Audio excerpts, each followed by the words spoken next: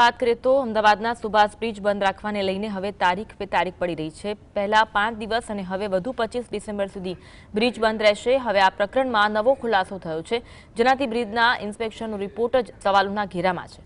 શું મહાનગરપાલિકા આ રિપોર્ટના આધારે લોકોના જીવ સાથે રમત રમી રહી છે? 4 ડિસેમ્બર 2025 અમદાવાદની સાબરમતી નદી પર આવેલો અતિવ્યસ્ત ગણાતો સુભાષ બ્રિજ અચાનક બંધ કરી દેવાયો। હજુ 25 ડિસેમ્બર સુધી જાહેર જનતા માટે બ્રિજ બંધ રહેશે, કારણ કે બ્રિજમાં 2 થી 3 ઇંચની મસમોટી તિરાડો પડી છે। આખો બ્રિજ 52 વર્ષ જૂનો છે। અત્યારે બ્રિજ બંધ કરી વિવિધ એજન્સી બ્રિજનું ઇન્સ્પેક્શન કરી રહી છે। આ કામગીરીમાં આઈઆઈટી રૂરકી, આઈઆઈટી મુંબઈ કસાડ અને એસવીએનઆઈટીના અભિપ્રાય લેવામાં આવશે। વિવિધ એજન્સીઓ અને રાજ્ય સરકારની ટીમ દ્વારા પણ તપાસ કરવામાં આવી છે। સુભાષ બ્રિજનું જેનું અગાઉ પણ ઇન્સ્પેક્શન થયું હતું, પરંતુ શું તપાસની કામગીરી માત્ર કાગળ પર રહે છે? આ સવાલ એટલા માટે કારણ કે 4 મહિના પહેલા એટલે કે ઓગસ્ટ 2025માં અમદાવાદના 69 બ્રિજના ઇન્સ્પેક્શન રિપોર્ટ જાહેર થયા। 3 કંપનીને બ્રિજ ઇન્સ્પેક્શનનું કામ સોંપવામાં આવ્યું હતું। આ રિપોર્ટમાં મોટાભાગના બ્રિજને ફેર એટલે બરાબર હાલતમાં ગણાવાયા। પંકજ એમ પટેલ કન્સલ્ટન્ટ્સ નામની કંપનીએ 35 બ્રિજનું ઇન્સ્પેક્શન કર્યું, જેમાં સુભાષ બ્રિજ પણ સામેલ છે। સુભાષ બ્રિજ વિશે રિપોર્ટમાં ઓવરઓલ ફેર કન્ડિશન લખાયું। રિપોર્ટમાં કેન્ટિલીવર જેવા મહત્વના ભાગોમાં ખામીઓનો ઉલ્લેખ કરાયો। જો કે આ જ રિપોર્ટમાં ફેર એટલે એકંદરે બરાબર લખી ચલાવી લેવાયો। હવે સવાલ એ છે, જો 4 મહિના પહેલા રિપોર્ટમાં બધું ફેર હતું, તો આટલા ટૂંકા સમયમાં આવી ખરાબ સ્થિતિ કેમ થઈ? 4 મહિનામાં જ બ્રિજની હાલત એટલી ખરાબ થઈ કે તેને બંધ કરવો પડ્યો? જો કેન્ટિલીવર જેવા ભાગોમાં ખામી હતી તો તેનું રિપેરિંગ કેમ ન કરાયું?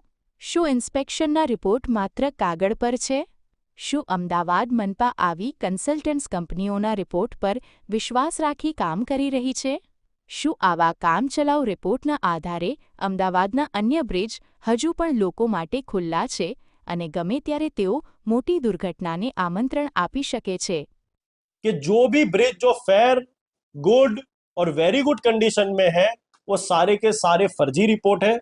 कांग्रेस पार्टी सबसे पहले तो यह मांग करती है कि पंकज एम पटेल कंसल्टेंट जिसने 35 ब्रिज का इंस्पेक्शन किया है, उसको सबसे पहले ब्लैकलिस्ट किया जाए और इन सभी रिपोर्टों का साइंटिफिक तरीके से फिर से रिपोर्ट की जाए और सभी ब्रिज के लिए फिर से रिपोर्ट डिक्लेयर किया जाए। और सबसे बड़ी बात तो यह है कि जब कैंटिलीवर स्लैब पुअर कंडीशन में बताया गया है, तो ओवरऑल इन फेयर कंडीशन में ब्रिज कैसे आ सकता है?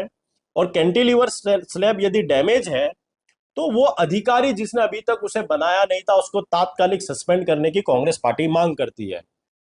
મનપાના સત્તાધીશો વિપક્ષના આક્ષેપને પાયાવિહોણા ગણાવી રહ્યા છે।